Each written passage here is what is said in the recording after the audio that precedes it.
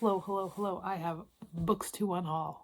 So these books are, in general, they're either going to my classroom of fifth graders, to my mother's high school English classroom, or I'm selling them on eBay.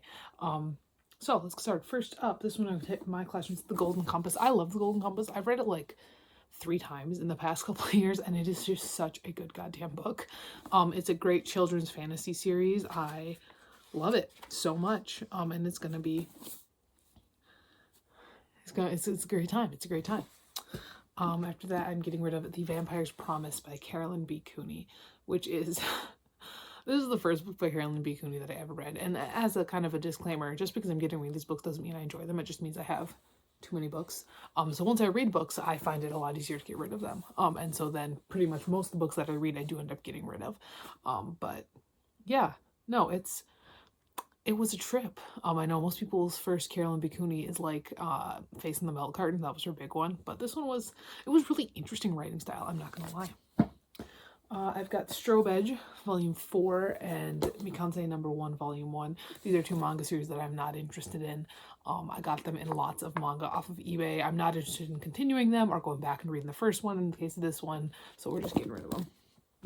I've got The Inquisition by Teru Mataru. This is not a good series. It's not a good series. I read the first book. I think I gave it 2 stars. I gave this one a 1.5. I have the third book in the book wall, so I will be reading it at some point, but it's just not good. In terms of young adult fantasy, there are just so many better options out there. It's even especially if you're looking for male main characters, look at like the False Print series. There you go, much better.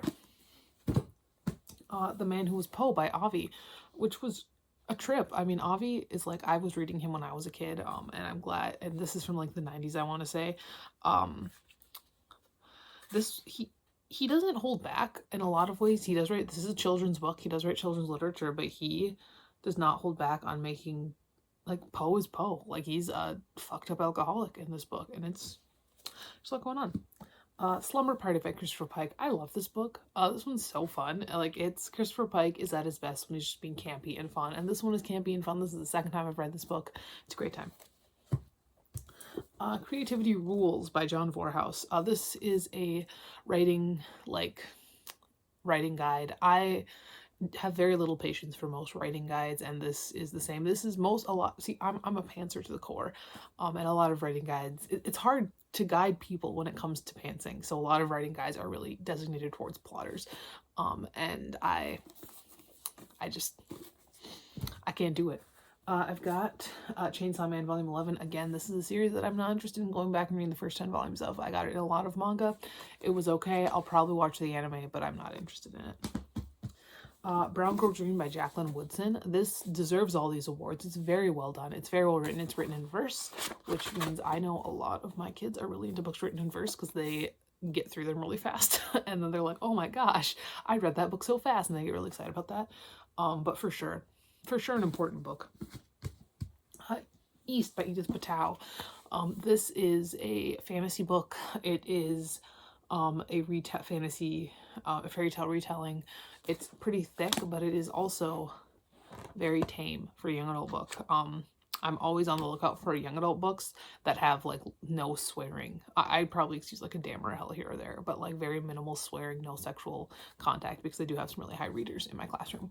And this is one that I can put in there, which is awesome. It was fine. I read 2 books with this exact same concept. It's like the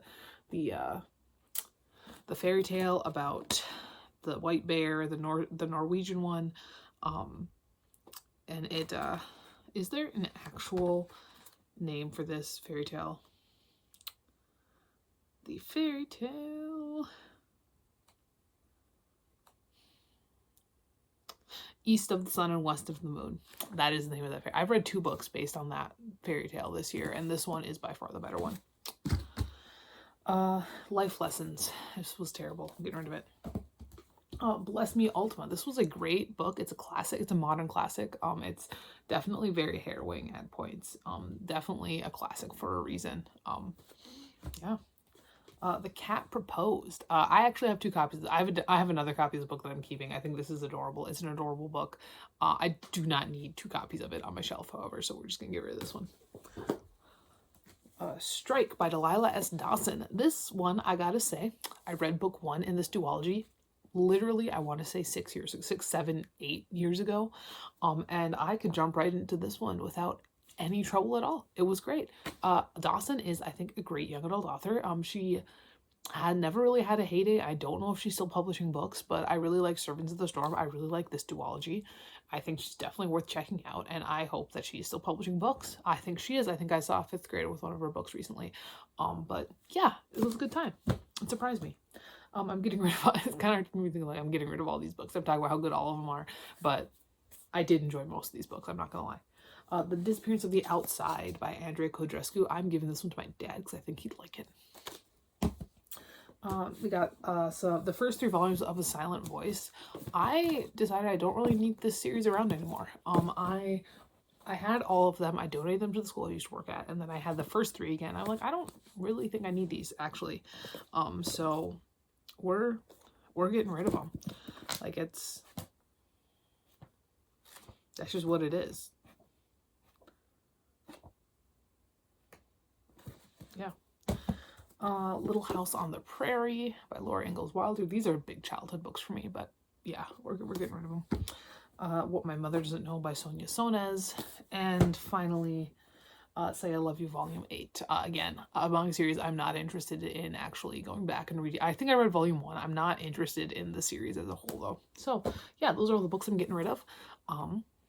Yeah, most of these are getting packed off to my mother. These ones are the ones that I'm putting in my classroom. So that'll be a fun time. That's all I have today. I'll talk to you later, and goodbye.